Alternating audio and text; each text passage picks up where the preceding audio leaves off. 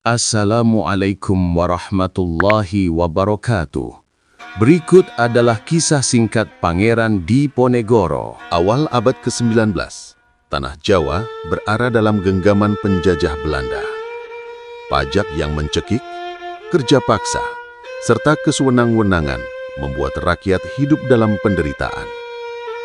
Di tengah masa sulit itu, lahirlah seorang tokoh besar yang kelak menjadi simbol perlawanan. Dialah Pangeran Diponegoro. Diponegoro lahir di Yogyakarta pada tahun 1785 dengan nama kecil Bendara Raden Mas Mustahar. Ia adalah putra dari Sultan Hamengkubuwono III dan cucu dari Sultan Hamengkubuwono I. Meski berdarah bangsawan, sejak kecil ia menolak kehidupan mewah di keraton. Diponegoro lebih suka tinggal bersama neneknya di Tegalrejo, sebuah desa yang tenang, jauh dari hiruk-pikuk istana. Di sana, ia tumbuh menjadi sosok sederhana dan religius. Ia gemar bertani, menunggang kuda, sekaligus tekun belajar agama. Kitab-kitab Islam menjadi sahabatnya. Doa dan zikir menghiasi kesehariannya. Rakyat kecil menganggap Diponegoro sebagai pemimpin sejati, karena ia mau mendengarkan keluh kesah mereka. Namun, kedamaian itu tak bertahan lama. Belanda terus memperluas kekuasaan. Pajak tanah semakin tinggi, rakyat semakin menderita. Puncaknya, pada tahun 1825, Belanda membangun jalan melintasi makam leluhur Diponegoro di Tegalrejo. Bagi Diponegoro, ini adalah penghinaan besar. Dengan tegas, ia menolak dan berkata lantang, "Lebih baik mati berperang daripada hidup diinjak penjajah." Kemarahan itu menjadi api yang membakar semangat rakyat. Dari Tegalrejo, perlawanan besar dimulai. Inilah awal dari Perang Jawa. Perang yang berkobar antara tahun 1825 hingga 1830 ini bukan sekadar pertarungan senjata. Diponegoro menggerakkan perang dengan iman. Ia mengangkat panji Islam sebagai simbol perjuangan, meyakini bahwa melawan penjajah adalah bagian dari jihad. Strategi Diponegoro berbeda. Ia tahu pasukannya kalah jumlah dan persenjataan. Karena itu, ia memilih perang gerilya.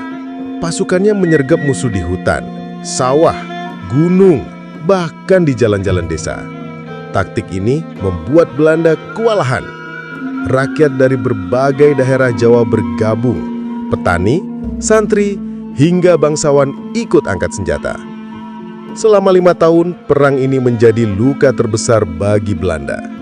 Mereka kehilangan lebih dari 8.000 prajurit Eropa dan 7.000 tentara pribumi. Perang ini juga menguras keuangan Belanda hingga hampir bangkrut. Akhirnya, pada tahun 1830, Belanda menawarkan perundingan di Magelang. Diponegoro yang menginginkan perdamaian datang dengan penuh harapan. Namun ternyata itu hanyalah siasat licik. Dalam pertemuan itu, Diponegoro ditangkap. Tanah Jawa berduka. Sang pemimpin ditawan, lalu diasingkan jauh dari keratonnya sendiri. Mula-mula ia dibuang ke Manado, kemudian dipindahkan ke Makassar di benteng Rotterdam yang dingin dan sepi. Di pengasingan, Diponegoro tetap teguh. Ia menulis catatan tentang perjuangannya, beribadah dengan tekun, dan menerima takdir dengan lapang dada. Hingga akhirnya, pada tahun 1855, Pangeran Diponegoro wafat dalam usia 70 tahun. Meski jasadnya terkubur di tanah rantau, semangatnya tetap hidup. Ia bukan hanya panglima perang, tetapi juga seorang ulama, seorang pemimpin, seorang putra bangsa yang memilih jalan rakyat daripada kemewahan istana. Hari ini, nama Pangeran Diponegoro dikenang sebagai pahlawan nasional. Kisahnya adalah kisah tentang keberanian, iman, dan cinta tanah air yang tak pernah padam.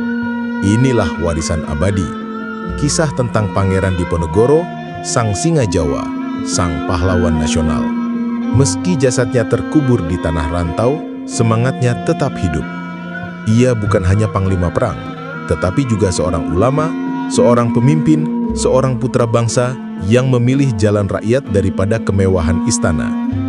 Sekian, terima kasih. Wassalamualaikum warahmatullahi wabarakatuh.